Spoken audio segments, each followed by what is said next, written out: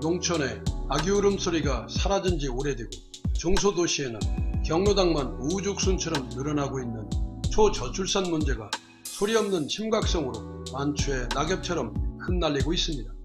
1년 중 가장 많은 아이가 태어난다는 1월에 출생아 수가 처음으로 3만 명 아래까지 추락한 지표가 나왔습니다. 더욱이 사망자 수가 출생아 수보다 많아 1월 중으로는 처음으로 인구가 자연 감소되었고 2020년이 우리나라 인구가 자연 감소한 첫 해로 기록될 것으로 전문가들은 내다보고 있습니다. 작년 한 해 동안 우리나라 출생아 수는 약 30만 명이었는데 서울에서는 약 5만 4천 명 정도였다고 합니다. 상암 월드컵 경기장이 약 6만 7천 명을 수용한다고 하는데 그 경기장을 채울 만큼도 안 된다고 하고 지방의 상황은 심각 수준을 넘은 지가 꽤 오래된다고 말할 수 있습니다.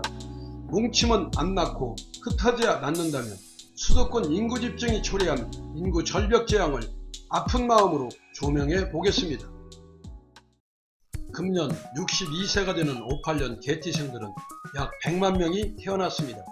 이후 46세인 1974년생들이 태어날 때까지 매년 95만에서 105만 명 정도가 출생했는데 올해 38세가 되는 82년생은 85만 명, 29세가 되는 91년생은 71만 명, 새로운 세기가 열리는 기대감 속에 태어난 즈문둥이 2000년생은 64만 명, 월드컵 베이비라고 불리는 2003년생이 49만 5천 명가량 태어났습니다.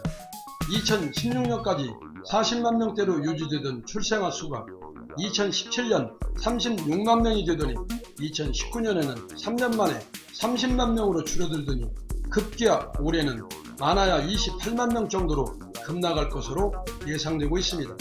보통 부모 자식 간 연령차가 30세 안팎이니 이를 한 세대라 부르고 있습니다. 1991년생 71만 명과 2020년생 28만 명을 비교하면 한 세대 만에 출생아 수가 61%나 줄어들었는데 한 세대 간 인구 차이가 이렇게 나는 경우는 전쟁 상황을 제외하고는 전 세계에서 대한민국이 유일하다고 합니다. 인구학의 눈으로 볼 때 현재 우리나라의 초저출산 문제는 정상으로 볼 수 없으면 자명한 사실이라고 합니다. 단순히 사람 수가 줄기 때문만이 아니라 그것보다는 매년 태어나는 아기가 줄어드는 속도가 너무 빠르다는 것과 거의 20년 동안 초저출산이 계속되도록 만든 근본 원인이 나아지기는커녕 오히려 세월이 지나갈수록 더 나빠지고 있다는 점 때문에 인구학에서는 초저출산을 심각한 문제로 인식하고 있다고 합니다. 인류가 시작된 이래 절대 사라지지 않는 두 가지 기본적인 본능이 있는데 생존 본능과 재생산 본능이라고 합니다. 사람들은 두 가지 본능 중 당연히 생존 본능을 우선시하는데 인구 밀도가 높아지면 재생산 본능을 발현시킬 수 있는 사람은 자원이 있는 소수로 한정되는데 서울, 경기, 인천 등 수도권의 인구의 절반 정도인 2,500만 명이 살고 있고 25에서 34세 청년들의 수도권 집중은 56%로 더 심각한 수준에 이르고 있습니다. 따라서 초저출산 문제의 첫째도 둘째도 주범은 수도권 인구 집중이라 말할 수 있는 명확한 근거가 제시되고 있습니다.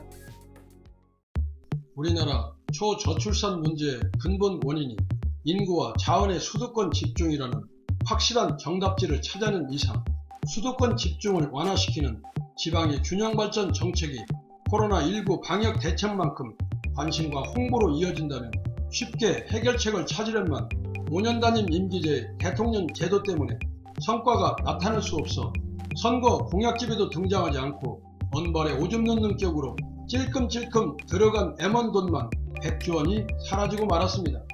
그나마 천만다행인 것은 향후 10년간 인구가 줄기는 하겠지만 크게 줄지 않을 것이고 대다수 베이비 부모가 여전히 경제활동을 할 것이어서 초저출산이 만들어낼 경제 사회적 여파를 그래도 충분히 상쇄할 것이기 때문에 이 10년이 우리에게 남은 마지막 초저출산 문제를 해결할 기회라 전문가들이 조언하고 있습니다.